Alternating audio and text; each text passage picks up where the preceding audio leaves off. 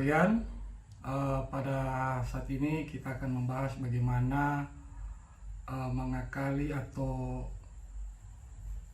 menjalankan SysCodes jika operating system kita adalah Windows 10 dan menggunakan Office terbaru ya, atau Office 2019, Office 2016. Nah, pada dasarnya aplikasi SysCodes ini dibuat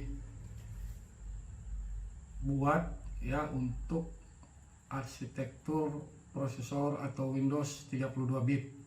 Nah, untuk Windows 10 sendiri sudah tidak mendukung prosesor 32 bit tapi sudah 64 bit. Jadi aplikasi ini kalau kita install untuk Windows 32 bit tidak akan menjadi masalah. Tetapi kalau untuk platform 64 bit itu bagi sebagian orang akan menjadi masalah karena database-nya tidak bisa diakses ya. Nah, ada beberapa cara untuk mengakali ya. Contohnya dengan menginstal Microsoft Access 2003.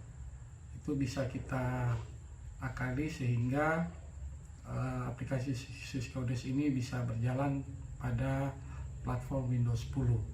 Nah, kali ini saya akan mencoba membagikan tips kepada rekan-rekan sekalian bahwa Windows 10 dan Office apapun bisa kita install aplikasi SysCodes. Berikut saya akan bagikan kepada teman-teman sekalian. Silakan disimak, dan sebelumnya jangan lupa subscribe channel saya, like dan bagikan kepada teman-teman apabila informasi ini bisa menjadi penting bagi semua orang. Oke, kita lanjutkan ke dalam pembahasannya. Oke, baiklah. Ini kebetulan ada teman yang meminta tolong saya untuk install ulang laptopnya. Jadi kebetulan sekali dari dulu sudah sangat ingin membuat konten ini, tapi masih terkendala di laptop. Nah, ini komputer setelah diinstal ulang masih kosong ya, belum banyak di install aplikasi. Baru Office, ini kita punya Office 2019. Jadi untuk menjalankan aplikasi SysCodes di Windows 10 itu harusnya tidak perlu kita install Office 2013 ke bawah ya, tapi Office apapun bisa. Ini akan saya kasih contoh. Nah, ini Office 2019 ya. Oke, kita coba dulu buka SysCodes-nya.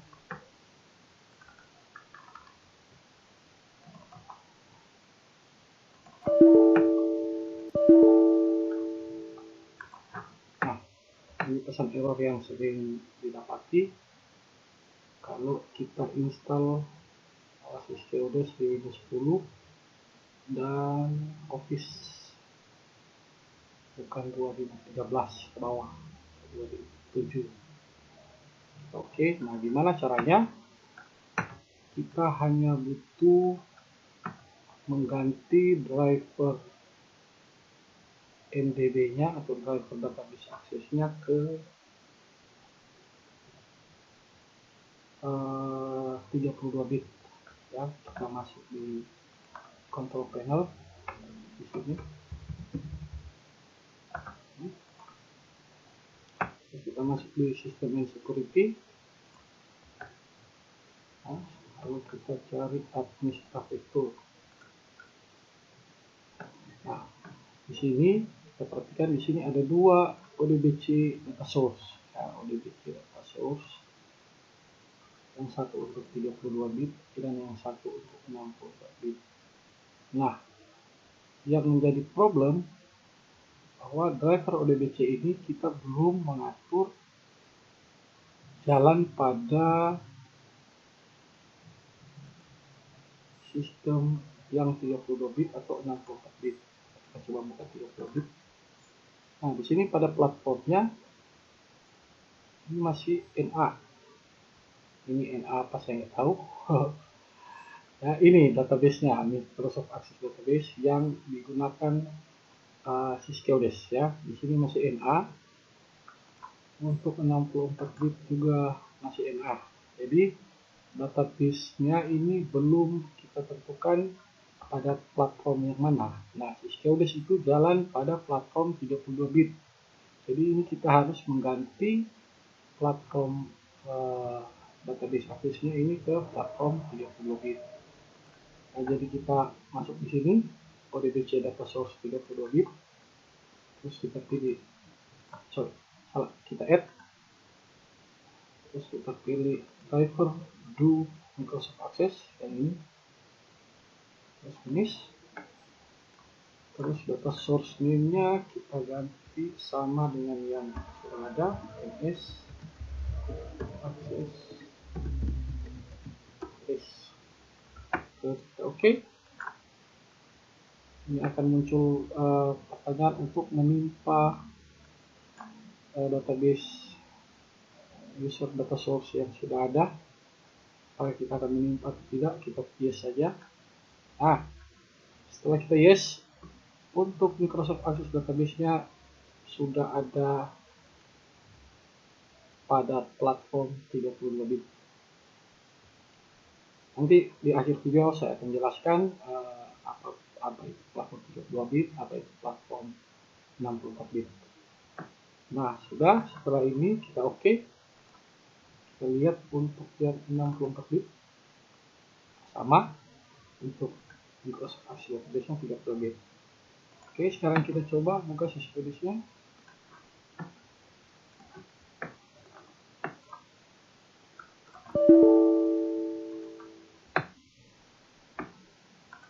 Ya, Syskeodes-nya sudah jalan. Ini tinggal kita isi user dan isi passwordnya saja. Oke, jadi tidak perlu kita harus menginstal Windows Office 2007, Office 2013, ya Microsoft Office apa saja bisa, tapi pengaturannya yang harus kita sesuaikan dengan platform yang berjalan pada aplikasi Syskeodes. Oke, sekian. Nah, itu tadi teman-teman pembahasan kita kali ini, dan seperti janji saya akan sedikit menjelaskan tentang perbedaan arsitektur 32 bit dan 64 bit.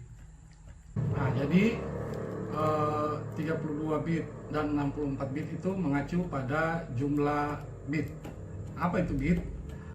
Jumlah bit dalam prosesor itu menunjukkan ukuran data yang dialirkan dan kapasitas dari registry atau database yang digunakan untuk menyimpan informasi komputer. Jadi satu bit itu terdiri dari dua nilai komputasi, yaitu 1 dan 0. Jadi jangan heran jika dalam ilmu komputer kita mengenal istilah 0 dan 1.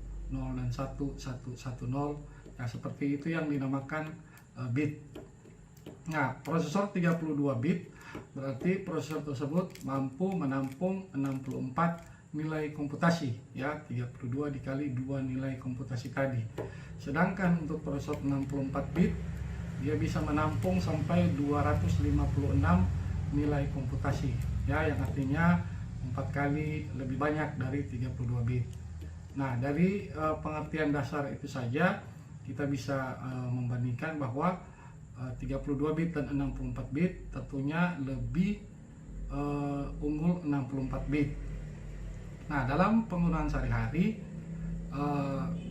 perbedaan 32 bit dan 64 bit itu bisa kita lihat langsung pada Windows di komputer atau laptop kita masing-masing.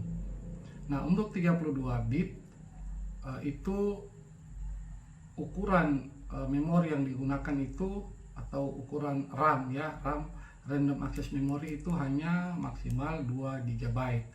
Jadi kalau laptop Anda atau PC Anda punya RAM yang lebih dari 2 GB, sangat disarankan Anda menginstal Windows atau operating system yang lain dengan platform 64 bit, sehingga jumlah memori atau RAM tadi itu bisa digunakan secara maksimal. Karena untuk 32 bit itu tidak bisa membaca RAM dengan 4 GB ya. Nah, lain halnya dengan platform 64 bit itu mampu membaca RAM sampai berapapun yang kita pasang ya, tergantung jumlah slot yang tersedia pada PC atau laptop kita. Jadi seperti itu kira-kira pengertian dasar dari 64 bit.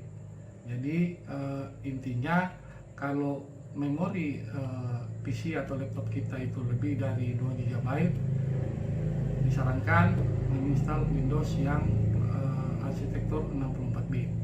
Karena untuk masa mendatang 64 bit ini akan menjadi hal yang wajib kita pakai. Baik rekan-rekan sekalian,